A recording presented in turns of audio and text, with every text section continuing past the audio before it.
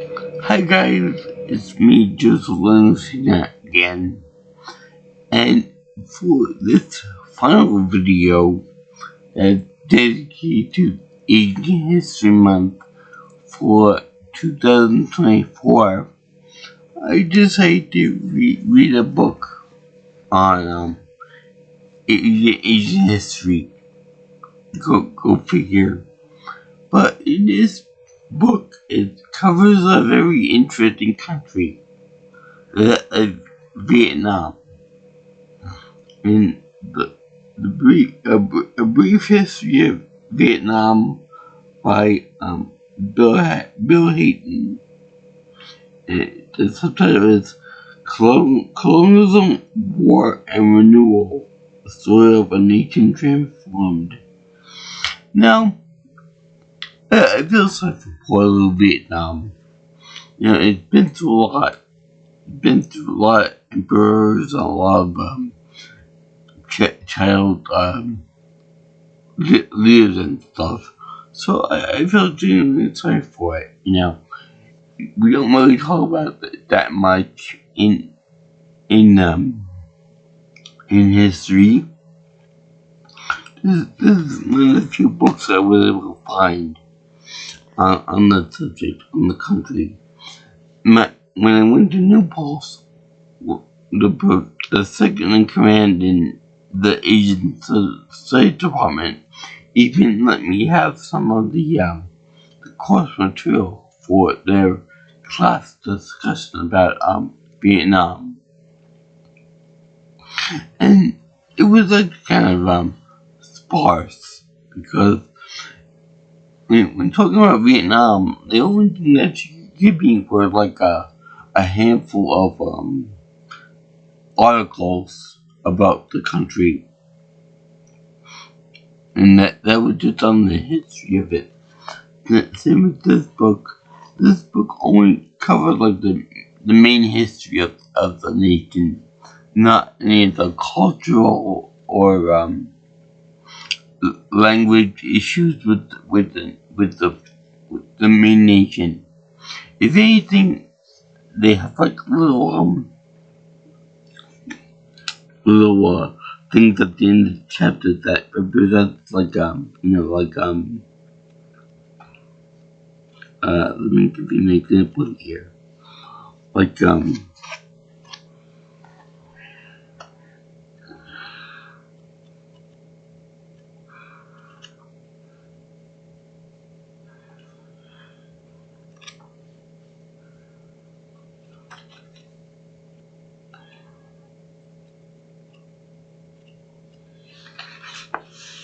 we talk about how religion in like great boxes at the end, and they have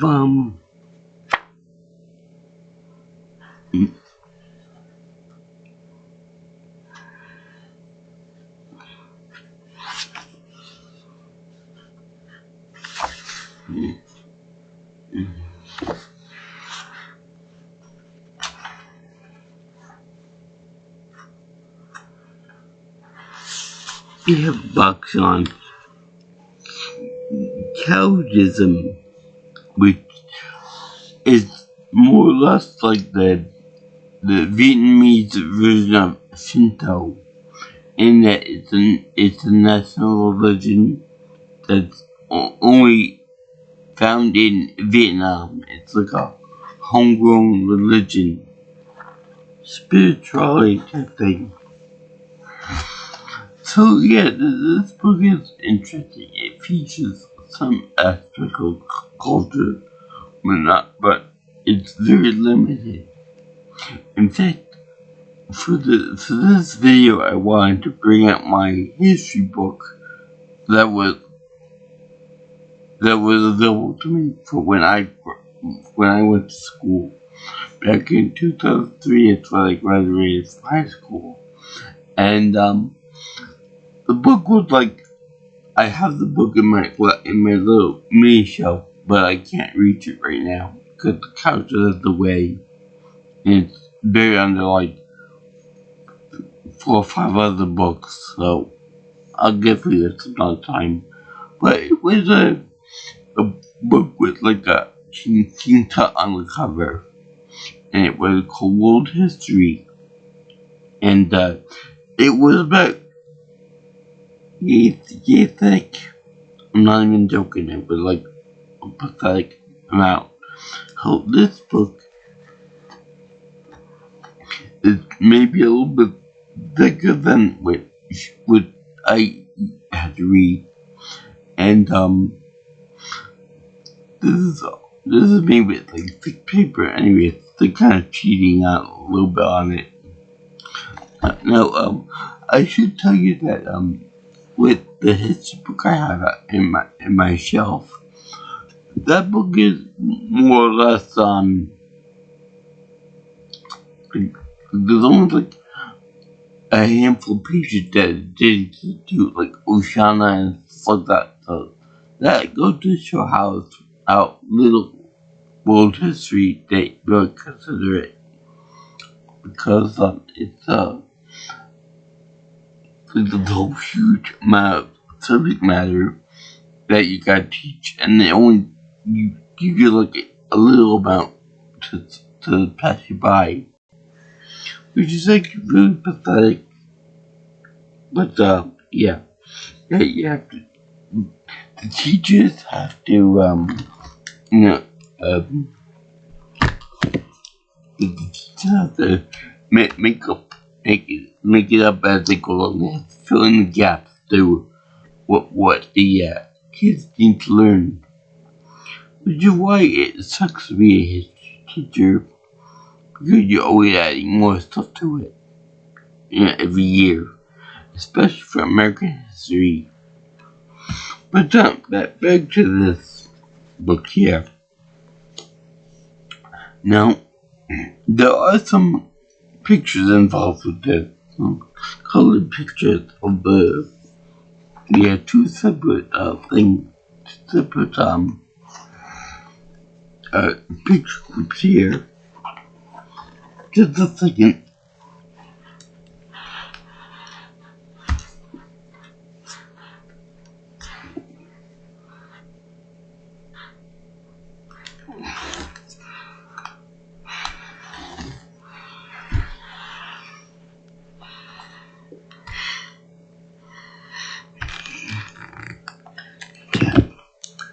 Would you the anyway, back to the color pictures. They have pictures of Ho Chi Minh, both when he was younger and when he was older.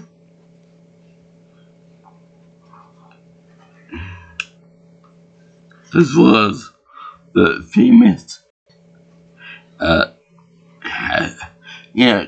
contrast that the farmers wear.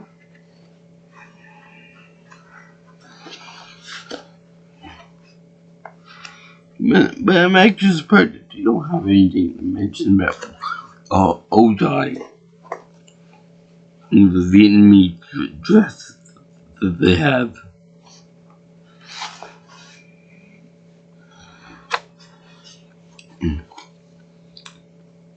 And of course they have like a different pronunciation of different words.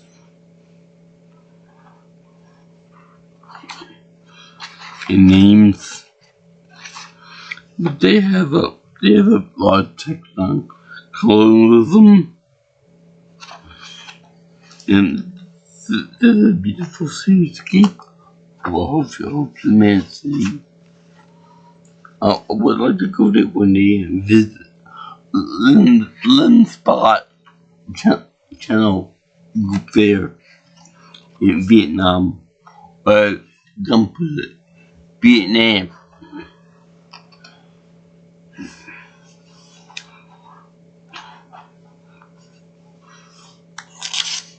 You learn about the way Vietnam were to have like a rivalry against Ming and Qing Dynasty China, and that they were always buddies. like they are today. Yeah, here we go. Here's who came in young and old. I'm pretty sure that he dead at this point, but anyway,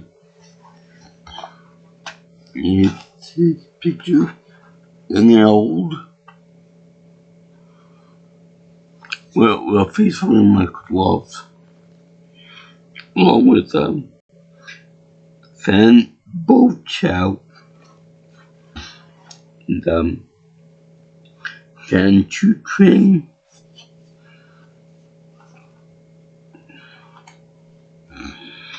And of course, they had the chapter on the Vietnam War, how it was unfair and all that, and how they had the offensive, the way the people, the informal army rose up against all American forces at once, and it came out of the underground, and they took us all by surprise and overwhelmed us with their numbers, and therefore they won the war.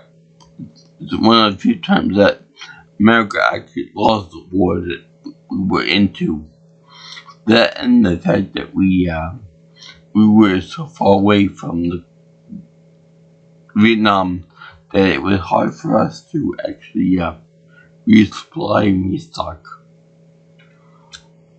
If it was somewhere like in Latin America, it'd be a lot easier for us to replenish our supplies and medical stuff and ammunition and things like that. Because of the far away, we had to worry about the cost of in Vietnam. No, I'm not gonna make another Forrest Gump joke because that was a very serious time for us. And many of the soldiers got PTSD from it. Both in the combat sections and because of the poor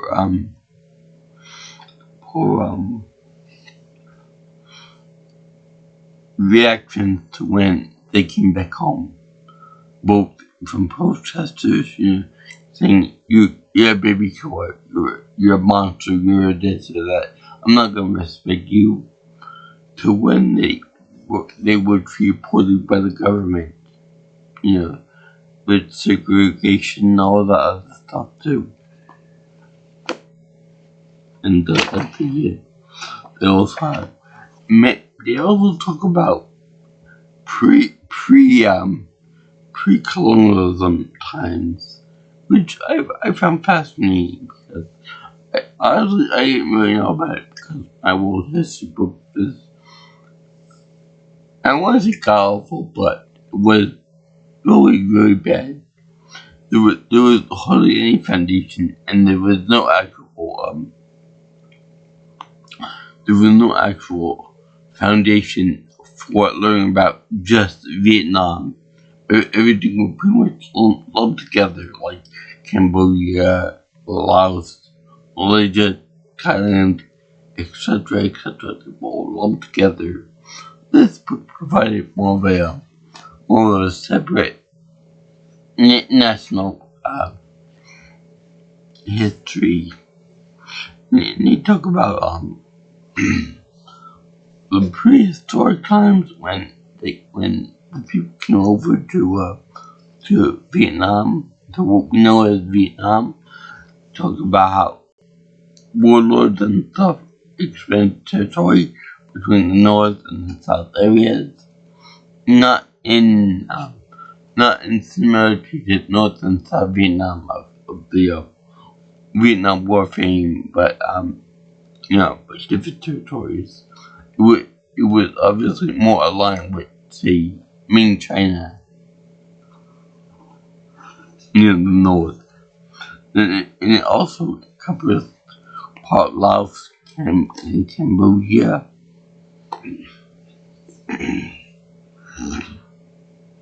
And we're pretty much a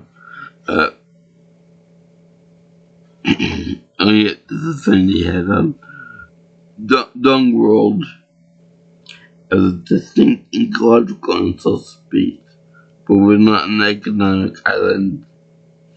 So basically, pretty much like a social area where they use to get gold, silver, tin, lead, and copper. So it was a mineral rich area too. Um, they mentioned the capital, they mentioned Hanoi, Saigon.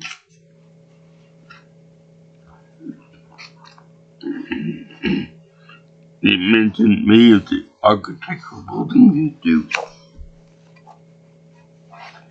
Like in this cover picture. Yeah, I definitely recommend this book. It talks about the thing called Sea China, which is like Indochina, but with different territories. And Indochina being a French group, but with the French area, because the French had to get a piece of that sweet Asian pie. So that's what they did. They conquered parts of Vietnam. They conquered parts of Laos, Cambodia, Thailand, and then they made into the crown jewel of the empire in that part of the world. And the thing is that's why many Vietnamese actually do speak French. Like in the movie Full Metal Jacket when they're talking to that lady of the evening, and they make mention of that she can speak French, some words in French. So that's this comes from colonialism of France to that took over Vietnam. And of course they mentioned about the communism and the way it won because of the offensive in the Vietnam War. Unfortunate. But I tend to think that eventually all communism will be destroyed given the time.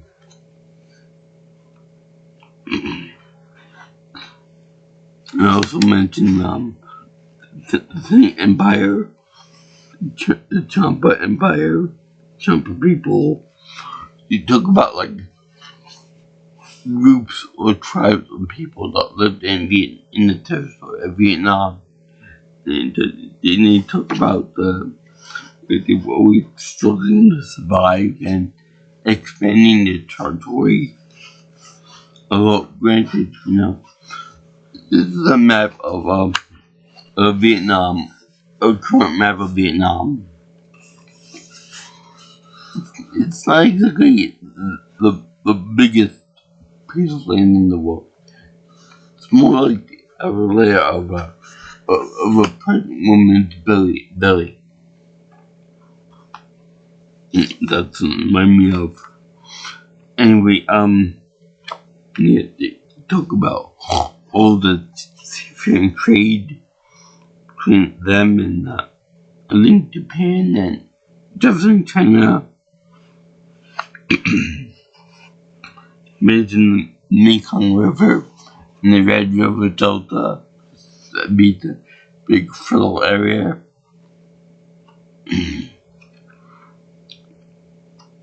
As well as what was doing let's see,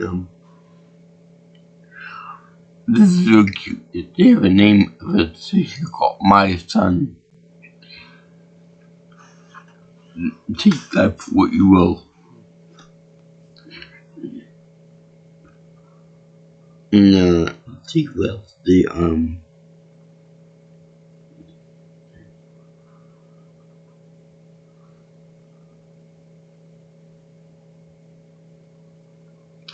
I want to go to visit my friend Lynn, works at a massage parlor with Trong and Suji. Maybe I could get a nice massage there. Yeah. Nice haircut massage and haircut massage and shampooing. I don't think that they refer much to the sex trade over there, but that's a very prevalent thing that goes on in Vietnam. I'm sure they want to keep this as PG as possible, so they don't involve like blood or whatever, what have you, in this book. This is definitely a academic piece right here that the book can use for like education and learn about the country, both the physical geography as well as the actual history behind it. You learn many people too, like the Trin group, Trin family. There are too many people for me to remember offhand, but you got some pictures here. You got the names here. See if I can think of some other.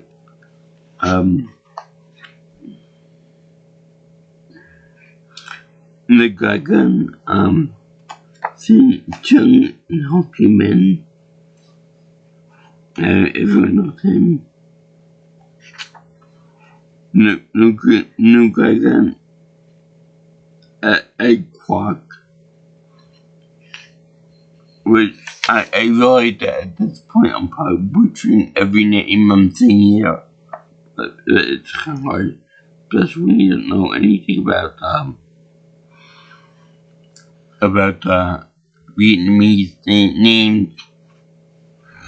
Funny, I did know some Vietnamese guys over I'll call it Starbucks, where they have a bigger Asian presence there. I'm sure that for Coast Starbucks there'd be a lot more Vietnamese select courses there. But they also talk about how Confucianism was big in that country, in Vietnam. And the state examinations were big too. From time to time, some emperors cut it off. Some of them put it back in and sold it again. Which I've taken recent exams and they are not fun. They are not fun at all.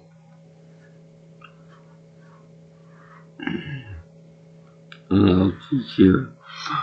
They also have Buddhism. Now, Buddhism was more like a intruder into Confucianism, which is not very a religion because you don't actually worship any god or gods in that group. But what you do is you worship ancestors, and they have a very strict code. And some emperors were more strict about Confucianism being the only religion in the land, whereas others were more forgiving of Buddhism and Catholicism, of which I am. But yeah, I did know of this one girl from Vietnam who was freaked out that I liked her accent. I don't know why, but I'm just having a wonderful time with Asian women on I. Yet they talk about how they have the sanitization or Chinese influence in Vietnam, like the legal system. They the way the language came over from China to Vietnam, the way it was altered into being a purely Vietnamese way of speaking and writing and stuff like that. It's one funny thing too is that all languages in that part of the world, Vietnamese, Japanese, Korean, Mongolian, etc., all evolved from Chinese. So China was the originator of the language, and everybody else copied them and made them into their own. So that's also covered in this book.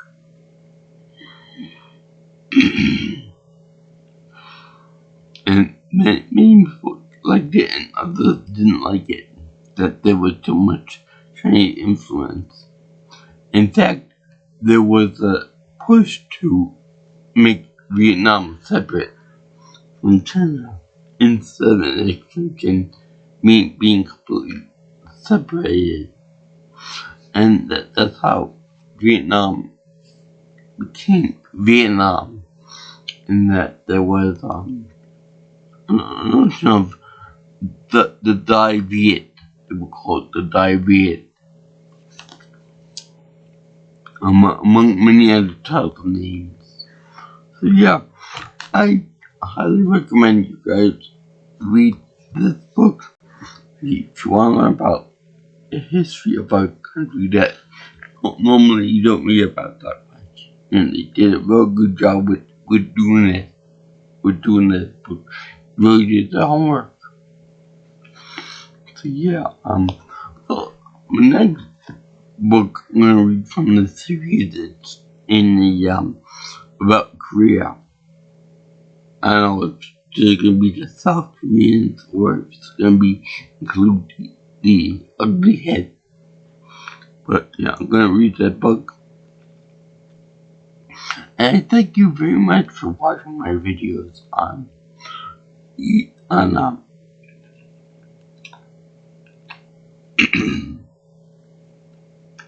Asian History Month.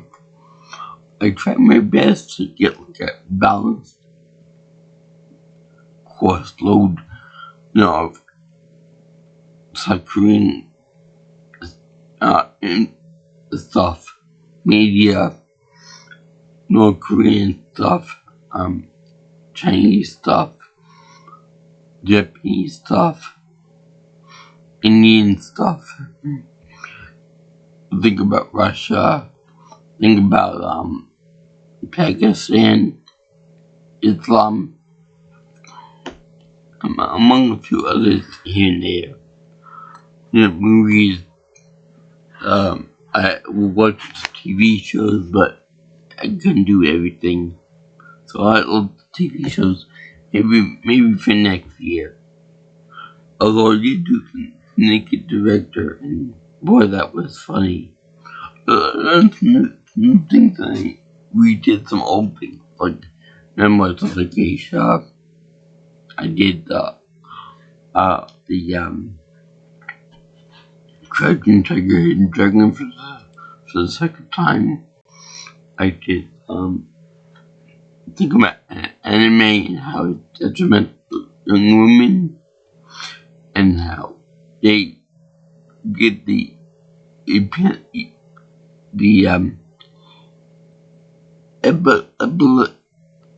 evil surgically removed, and how it's comparable to having a black person bleach their skin to be more white, more Caucasian, and how it's kind of destroying their own identity by doing so, etc. I don't mind too much about dyeing of the hair, because that's a common thing, but to permanently take away your facial identity like that is wrong in my mind. Yeah. I did all that, and I listened to many K-pop songs. I'm probably gonna have a lot more to do next year. So yeah, thank you for watching all my Asian history videos for 2024. As to this book, I give it a double happy face. Because it was fun learning about a country that I normally don't know about. Or I should say, it's fun learning about a country that you only drill so much into your head about the war and different angles you can take in perspectives on the war and how they recovered from it. And it was a very fun read. I highly recommend it for you history buffs out there. So yeah.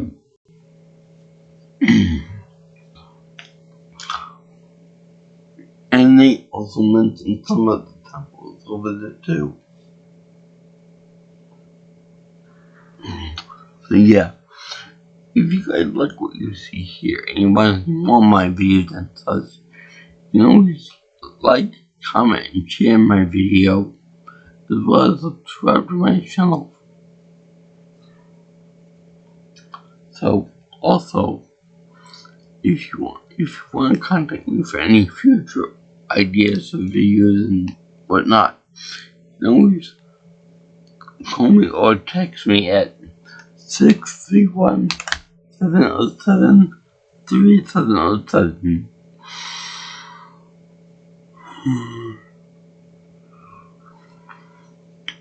If you want to get me on Twitter or X if you prefer at PMelstonPro.